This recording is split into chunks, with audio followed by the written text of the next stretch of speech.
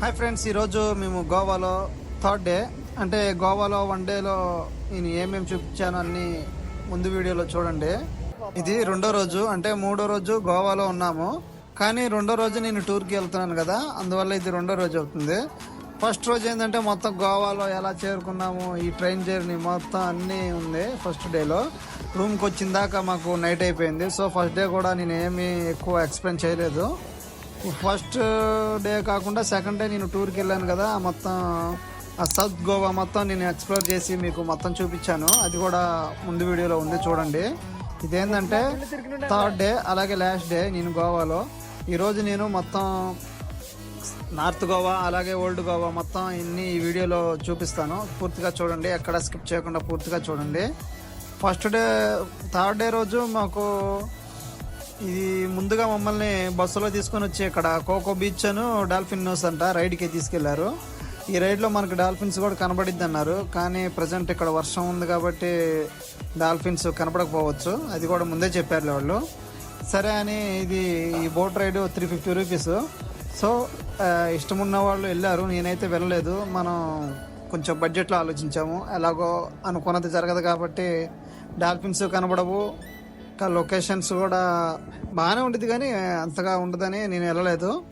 ఇంకా వాళ్ళు రావడానికి 30 to 45 మినిట్స్ పట్టిద్దని నేను కొంచెం అట లోకల్గా మొత్తం తిరిగి చూశాను. ఇక్కడ ఒక టెంపుల్ కూడా ఉంది. ఈ పొలాల మధ్యలో ఈ టెంపుల్ అయితే చాలా బాగుంది.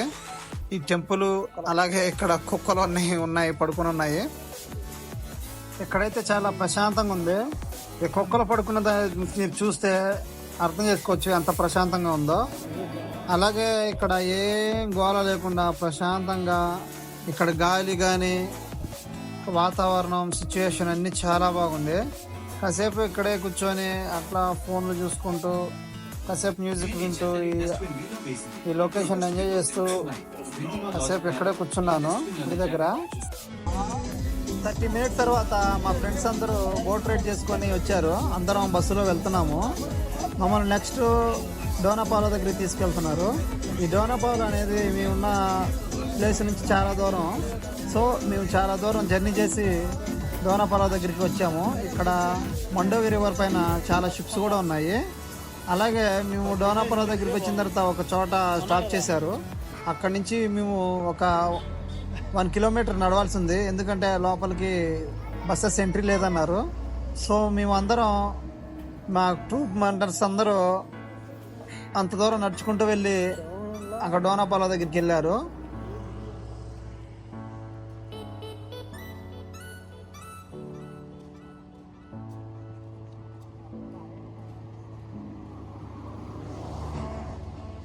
ఓ అబ్బా ఆడి బాలయ్య.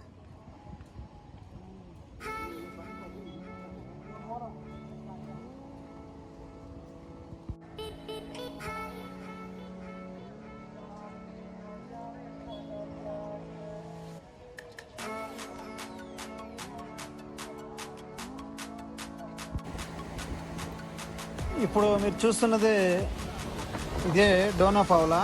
ఇక్కడికి ఎంట్రీ ఫ్రీ వచ్చి 50 రూపీస్ అంట. సో మేము ఎందుకులే పైకి వెళ్ళడం అని వెళ్ళలేదు. మా ఫ్రెండ్స్ మేమందరం కలిసి వెళ్ళలేదు. సో మీరు చూడాలంటే ఇక్కడి నుంచి చూడండి. అలా మాత్రం భయంకరంగా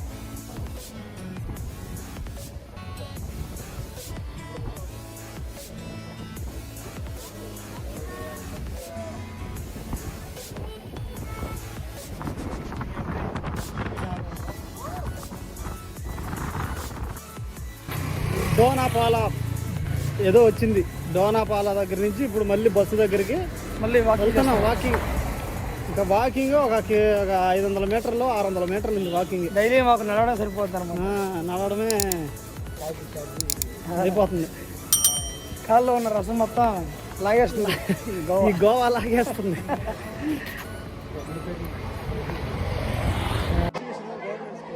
డోనాపాలా చూసుకొని ఇటు మేము బస్సు దగ్గరికి వచ్చేటప్పుడు దారిలో మాకు ఒక చిన్న గవర్నమెంట్ స్కూల్ కనబడింది. ఇది గవర్నమెంట్ స్కూల్ లాగా లేదు. గోవాలో గవర్నమెంట్ స్కూల్ ఎలాగుండిద్దో చూస్తుంటే చాలా ముచ్చటేసింది. చాలా బాగుంది ఇక్కడ గవర్నమెంట్ స్కూల్. ఇక్కడ సైన్స్ ఎగ్జిబిషన్ లాంటిది కండక్ట్ చేశారు. చాలా బాగుంది, అన్నీ చూపిస్తున్నారు మాకు, అన్నీ చూపించారు. మమ్మల్ని వెల్కమ్ కూడా చాలా బాగా రిసీవ్ చేసుకున్నారు. ఇక్కడ గోవాలో గవర్నమెంట్ స్కూల్ అనేది ఇంత బాగుందనేసి నేను ఎప్పుడూ ఊహించలేదు. Hats off to Goa government. Science ఎగ్జిబిషన్కి వెళ్తే అక్కడ బొట్టు పెట్టారు, బొట్టు. గవర్నమెంట్ హై స్కూల్ చాలా బాగుంది. కానీ స్కూల్ అంటే గవర్నమెంట్ స్కూల్ అంటే అట్లా ఉండిద్దాగానే అసలు భలే ఉందిలే గవర్నమెంట్ స్కూల్ మాత్రం. గోవాలో గవర్నమెంట్ స్కూల్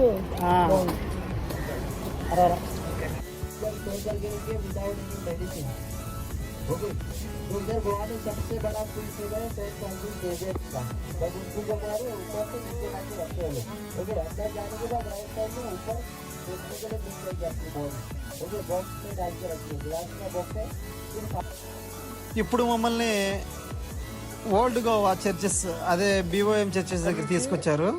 ఇక్కడ 2 చర్చిలు ఉన్నాయి. ఒకటేమో ఓల్డ్ చర్చ్ ఉంది, ఒకటేమో న్యూ చర్చి ఉంది. ఇక్కడ ఏంటంటే మనకి 400 సంవత్సరాల క్రితం నుంచి ఒక పాస్టర్ గారిని ఇక్కడ సమాధిలో ఉంచారు. ఆ సమాధి అనేది ఏ మూలికలు, ఏ కెమికల్స్ వాడకుండా అప్పటి నుంచి ఇప్పుడు దాకా అలాగే ఉంది ఆ సమాధిలో. సో ఆ సమాధిని చూడటానికి చాలామంది వస్తున్నారు. ఇది ఒక బెసిలికా, అంటే ఆ చర్చికి సంబంధించిందే. అదే కాకుండా ఇక్కడ 10 సంవత్సరాలకు ఒకసారి ఆ సమాధిని మారుస్తూ ఉంటారంట. ఇక్కడ ఉంది చూడండి, ఈ సమాధి ఈ చర్చిలో ఉంది ప్రస్తుతం ఈ సమాధి. ఇక్కడ నుంచి అక్కడ ఎదురు కనబడుతుంది కొత్త చర్చిలోకి 10 సంవత్సరాల తర్వాత మారుస్తారు. ఈ సంవత్సరంలో మారుస్తారంట. ఈ సంవత్సరం డిసెంబర్లో మారుస్తారని చెప్తున్నారు.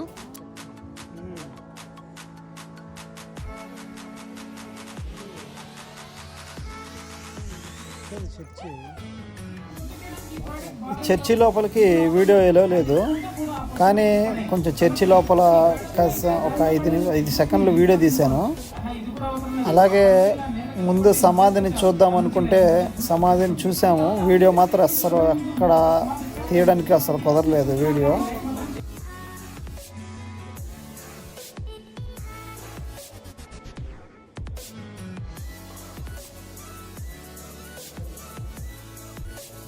అక్కడ వేరుగా ఫోటోలు తీయాలి.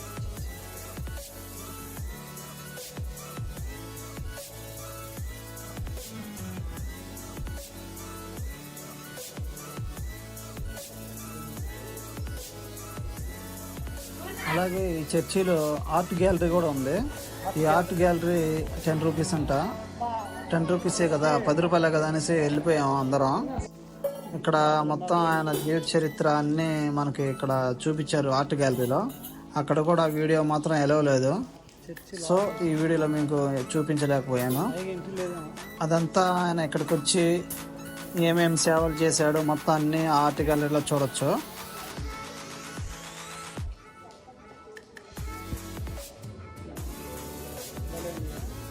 ఇది ఎగ్జిబిషన్ లాగా.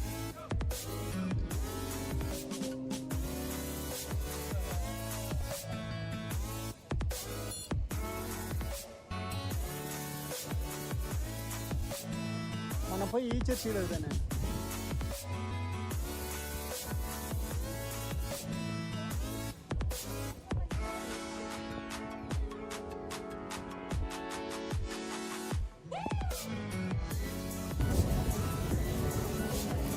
ఇది BOM చర్చ్ అంట, బామ్ చర్చ్ అంట. ఎప్పుడో సంవత్సరాల క్రితం చనిపోయాడు ఆయన.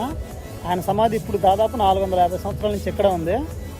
సమాధి లోపలికి ఎంట్రీ ఉంది, బాగానే ఉంది. కాకపోతే నో ఫోటోగ్రఫీ అక్కడ. సో మన ఈ వీడియో చూసి వాళ్ళందరూ ఎక్కడికి లోపలికి వెళ్తే మాత్రం ఆయన దర్శించుకోండి ఆ సమాధిని మాత్రం. ఇది 10 సంవత్సరాలు ఒకసారి మారుస్తారంట. ఈ చర్చి నుంచి వెనకాల కనబడుతుంది ఆ చర్చికి.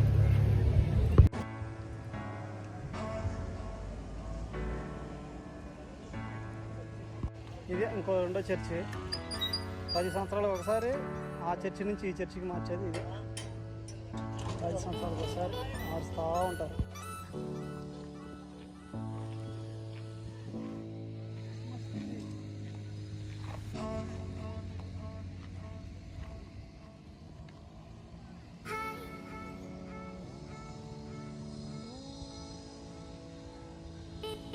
పచ్చని పొలాల్లాగా ఉంది కదా, పచ్చని తోటలు మొత్తం పచ్చగా, గార్డెన్ కానీ గ్రీనరీ కానీ మొత్తం చాలా బాగుంది.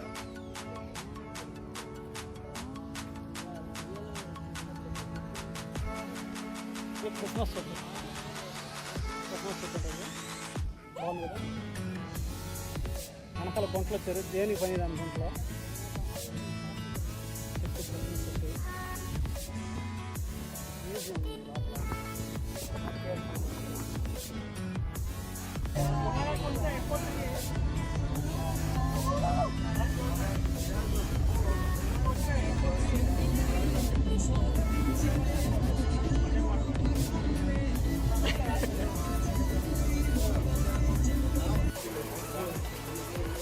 తర్వాత మమ్మల్ని తిరుపతి అదే బాలాజీ టెంపుల్ దగ్గర తీసుకెళ్లారు. ఇక్కడ ఈ వెంకటేశ్వర స్వామి గుడి ఇక్కడ కాసేపు ఒక 20 minutes to 30 minutes ఆపారు. దర్శనం చేసుకునే వాళ్ళు దర్శనం చేసుకుని వచ్చారు. ఇక్కడ అయితే వర్షం వచ్చింది, కొంతమంది బయటికి రాలేదు, కొంతమంది బయటికి వచ్చి దర్శనం చేసుకున్నారు. ఇంకా ఇక్కడ నుంచి మమ్మల్ని మంగేష్ టెంపుల్ దగ్గర తీసుకెళ్దాం అనుకున్నారు. కానీ ఆ మంగేష్ టెంపుల్ దగ్గర ఫుల్ వాన రావడంతో నేను బయటికి రాలేదు. ఇంకా మళ్ళీ అక్కడి నుంచి మమ్మల్ని లాస్ట్ ఈ క్రూజ్ పాయింట్ దగ్గర తీసుకొచ్చారు. ఇదేంటంటే సన్సెట్ క్రూజ్ పాయింట్. సో ఈ సన్సెట్ క్రూజ్కి మనకి 500 ఛార్జెస్ తీసుకుంటున్నారు. అంటే అంతే, తప్పదు, 500 తీసుకుంటున్నారులే. మా ఫ్రెండ్స్ రాలేదు, నేను అక్కడనే వచ్చాను ఇక్కడికి. వాళ్ళందరూ నిన్న ఆల్రెడీ వెళ్ళొచ్చాం కదా, ఎందుకు అని షిప్లో రాలేదు.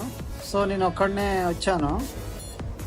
ఈ సన్సెట్ ఎలా ఉండిద్ది, అలాగే ఈ మొండోవీర్ వారు మొత్తం మనకి సైట్ సీయింగ్ లాగా తీసుకుని వెళ్తారు ఈ షిప్లో. చాలా బాగుండిద్దని నేను వచ్చాను. మా వాళ్ళకి చెప్పినా కూడా రాలేదు. సో నేను కూడా సరేలేని లైట్ తీసుకోమని చెప్పేసి వాళ్ళని బస్సులో వెయిట్ చేయమని వచ్చేసాను ఇక్కడికి. నేను ఆల్రెడీ మొత్తం బ్యాగేజ్తో సహా నేను వచ్చేసాను లగేజ్ తీసుకొని. ఎందుకంటే నేను ఇక్కడ నుంచి డైరెక్ట్గా రైల్వే స్టేషన్కి వెళ్ళిపోవాలి క్రూజ్ పాయింట్ అయినమ్మటే. అయిన తర్వాత ఈ సైట్ సీయింగ్ అయిపోయిన తర్వాత నన్ను బస్ స్టాండ్లో దింపేస్తారు బస్సు. సో నేను ఇంకా అక్కడి నుంచి వాస్కో డి గామాకి వెళ్ళి అక్కడి నుంచి నా ట్రైన్ ఉంది నైట్ 10కి. సో నా లగేజ్తో పాటు వచ్చేసాను. మా ఫ్రెండ్స్ వాళ్ళకి రేపు సాయంత్రం ఉంది వాళ్ళకి ట్రైను.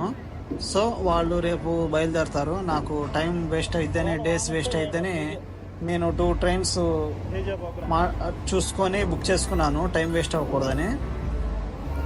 ఇది సన్సెట్ క్రూజ్ పాయింట్ కాబట్టి సన్సెట్ కోసం వచ్చాము. కాకపోతే ఇక్కడ బయట వర్షం ఫుల్గా ఉంది కాబట్టి సన్ అయితే కనబడదు.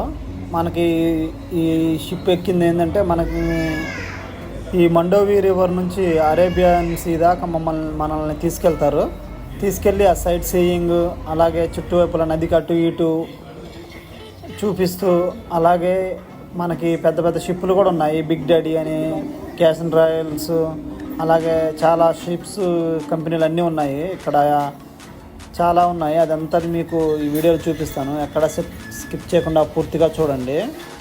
అలాగే మనకి చాలా వరకు గ్యాంబ్లింగ్స్ అనేవి గోవాలో ఇక్కడ నీటిపై ఉండే షిప్పులపైనే జరుగుద్ది. మనకి ఎందుకో తెలుసు కదా మీకు కూడా. మన ఇండియాలో అదే ల్యాండ్ మీద అయితే పర్మిషన్ లేదు, అందుకనే నీటిపైన పెడతారు, అది కూడా షిప్పుల్లోనే. సో గ్యాంబ్లింగ్స్ అంటే తెలుసు కదా మీకు, అలాంటి విషయాలంతా మనం చెప్పకూడదు. సో ఈ వీడియోలో మీరు అన్నీ చూసి ఎంజాయ్ చేయండి. సన్ అయితే రాదు, సన్ కోసం ఎక్స్పెక్ట్ చేయాల్సిన పని లేదు, కేవలం సైట్ సీయింగ్ మాత్రమే. ఈ వీడియో మొత్తం పూర్తిగా చూడండి.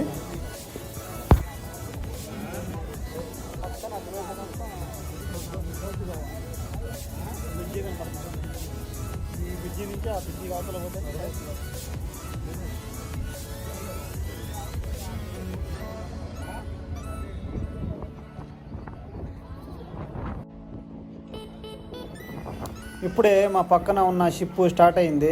ఆ షిప్ అయితే మరీ హడావిడిగా ఉంది. లైట్లు అలాగే డీజిల్తో గోల చేస్తుంది. మాకు ఏడదాకా వినపడింది సౌండ్. అది ఒక 5 నిమిషాల తర్వాత బయలుదేరిన తర్వాత మాది స్టార్ట్ అయింది. మాది కూడా స్టార్ట్ చేసి లైన్లో పెట్టి లాగిస్తున్నారు.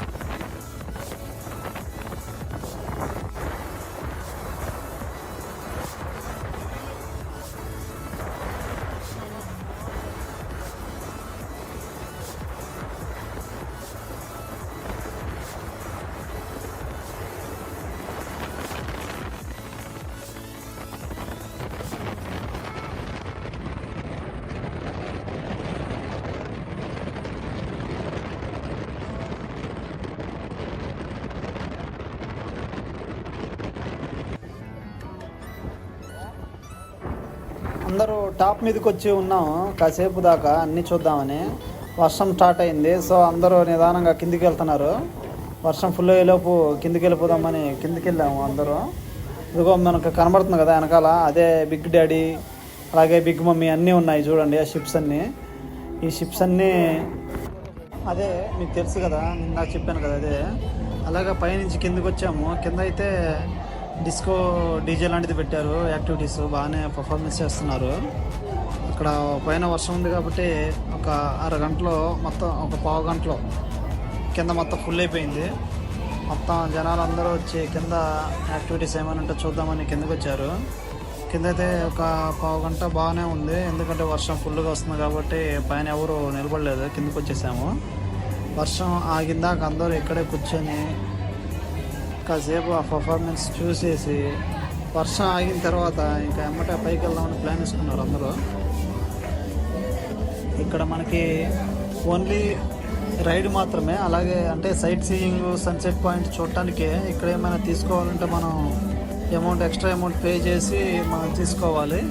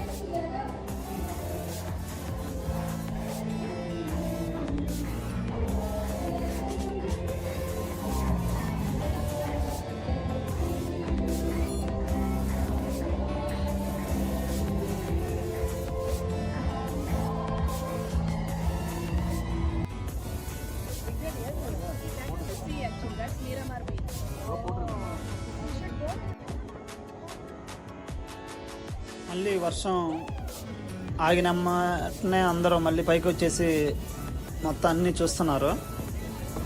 ఇక్కడ మాకు చాలా గ్యాంబ్లింగ్ షిప్స్ అన్నీ కనబడింది. అంటే అలాంటిదే, అదే బిగ్ డాడీ కానీ క్యాస్ట్ రాయల్స్ ఇలాంటివన్నీ చాలా కనబడింది.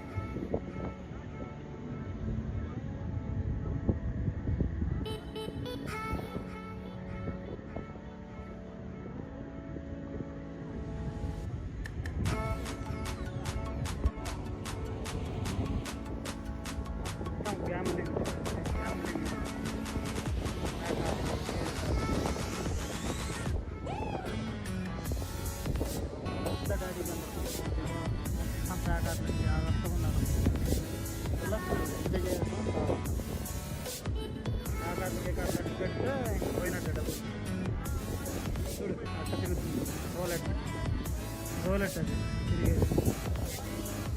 డబ్బులు అయితే మొత్తం పోగొట్టుకోవట్లేదు, వచ్చేది ఏముంది. జాగ్రత్త, గోవాకు వస్తే మాత్రం ఇలాంటి వెళ్ళినా సరే తింటామా తాగామా వచ్చామా ఆడుకునేది మాత్రం.